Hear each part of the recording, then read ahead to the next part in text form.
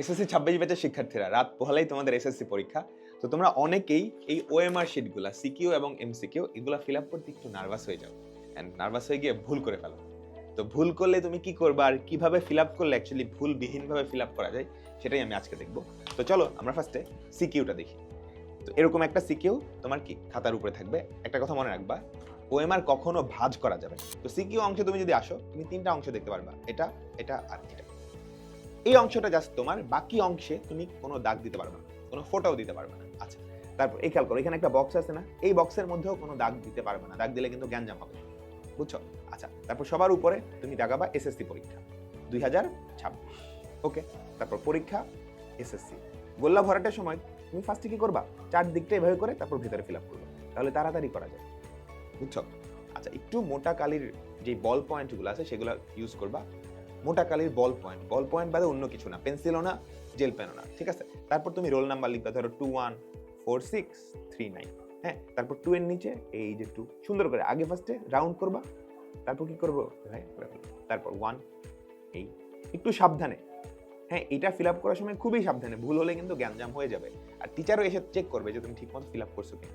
4 এর নিচে 4। কখনো যদি ভুল হয়ে যায়, ধরো তুমি কি করছো 6 না দাগে 5 দাগায় ফেলাইছো, তাহলে তুমি কি করবা, একদমই প্যানিক করবে না, তুমি সুন্দর করে টিচারকে বলবা, স্যার এটা দাগাইতে ভুল হয়ে গেছে। তখন টিচার তোমাকে বলবে এটার সলিউশনটা কি, ঠিক আছে?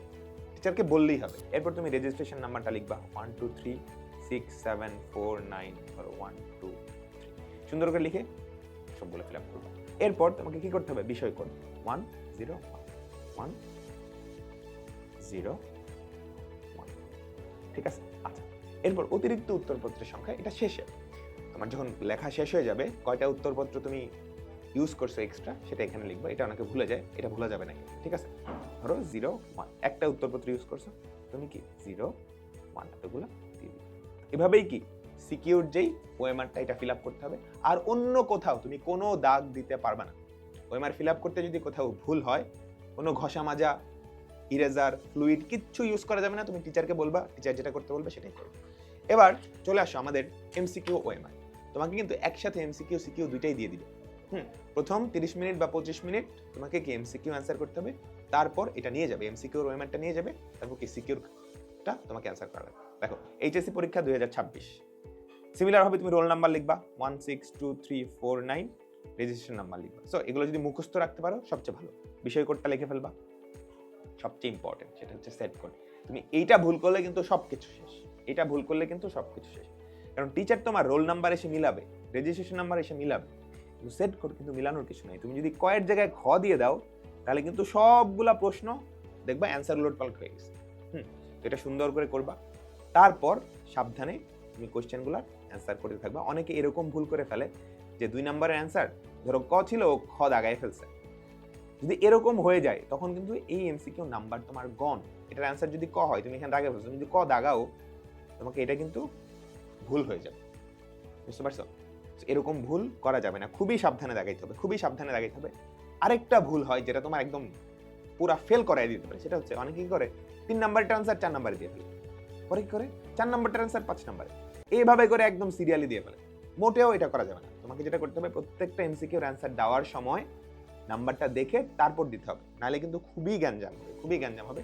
তোমরা একটা কাজ করতে পারো, একটা স্কেল বা কিছু একটা দিয়ে এভাবে ঢেকে ঢেকে আসতে পারো। ধরো প্রশ্নটা দিয়ে এভাবে ঢেকে 4 নাম্বারটা, 5 নাম্বারটা, 6 নাম্বারটা, 6 নাম্বারটা আছে, ঠিক আছে? এরপর ধরো 7 নাম্বারটা আছে, এই 7 নাম্বারটা আছে। প্রত্যেকটা গোল্লা ভরাট করার সময় পাশের নাম্বারটা তুমি দেখে নেবে।